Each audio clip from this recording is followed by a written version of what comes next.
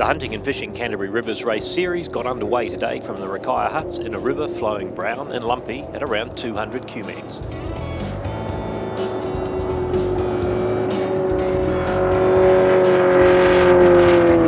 John Derry led the way upstream in murky water that celebrates former racer Norm Baggery, who famously blew an engine in Valvoline chasing down Mark Cromie on the last leg of the 1980 Worlds.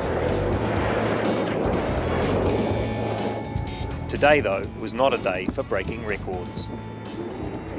Pretty bumpy, yeah, pretty windy at the top here. We sort of got picked up and turned around a little bit, but yeah, it was a good, okay run. Yeah, no records. It was a day for breaking in a new crew, though, and with regular co-driver Nick Smith piloting the number 31 CX entry, Aaron Morrison swapped his driving gloves for Valium and stepped up the pace, sitting alongside New Zealand's best gas turbine driver. Yeah, no, she's a different kettle of fish and first time on a turbine, so yeah, interesting. There were plenty of gravel bars lurking below the surface, hard to see and even harder to avoid.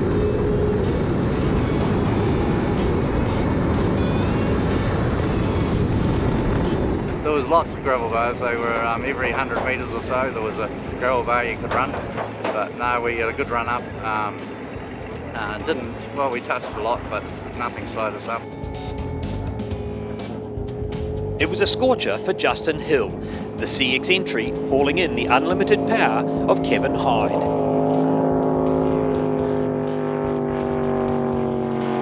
You know, it was good to get in behind him. I think it's his home river, so I just wanted to follow him. So. Mike Pooley might have acquired Mark Cromie's gas turbine race boat recently, but he wasn't rushing it into service without proper planning. So race duties today lay with piston power. Pooley was third fastest to the top despite the engine being down on power. And it soon became evident why. That's the problem. At least Pooley would get back in the game today. Wayne Boys wouldn't after a head-to-head tussle with some of the Rakaia's finest.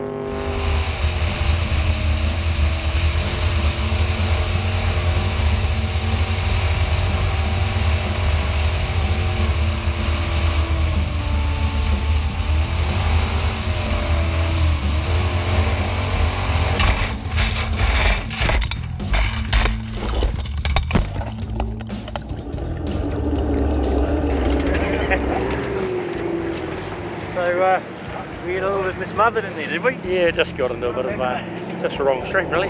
Tried to get out of it and over she went. They were wet but safe thanks to the roll cage, and it didn't take long to get the crew and boat back to shore with nothing much more than scratched paint and some dented pride, although even that didn't look too dented. Oh, never mind. With the broken rocker replaced, Pooley was back in the game and consolidating his position as fastest piston boat, finishing third behind Preston and Derry. The race leader had a moment of indecision soon after the start when he thought he was heading into an irrigation channel.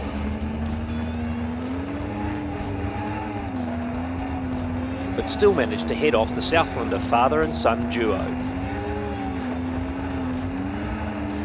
Roger and Ben Preston got into a tight spot themselves at the main road bridge, but squeezed on through to hold second for the day.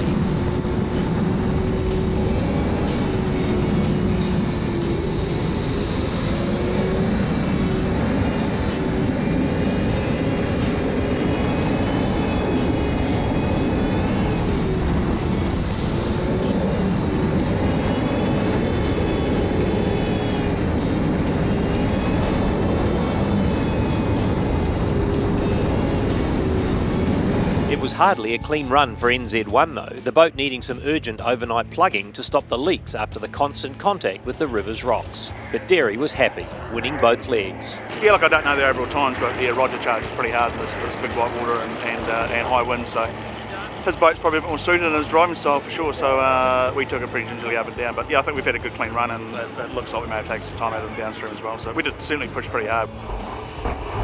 Former World CX champ Johnny Sutherland was certainly happy to be back in the borrowed Jason Young 646 after a couple of seasons off from racing. 15, 16 and 17 was a year of work and regrouping and getting health right. So dropped a couple of kilos now, which is quite handy to get that to get a drive in a CX boat. Is really good. The river's fantastic today. Boat went well. Driver got there in the end.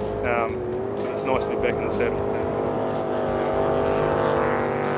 Kevin Hyde and Justin Hill were tangling again on the downstream leg, only this time the shoe was on the other foot. Yeah, we took a few shortcuts on the way down and run over a bit of stuff trying to pass him, but we knew where we were going, but we were probably trying to push it too much, and on the way up we were probably a bit slap happy and just cruising along really. So, but it was good both ways. We enjoyed chasing them down. It was good. And Tony O'Loughlin's good run upstream couldn't be repeated on the return run.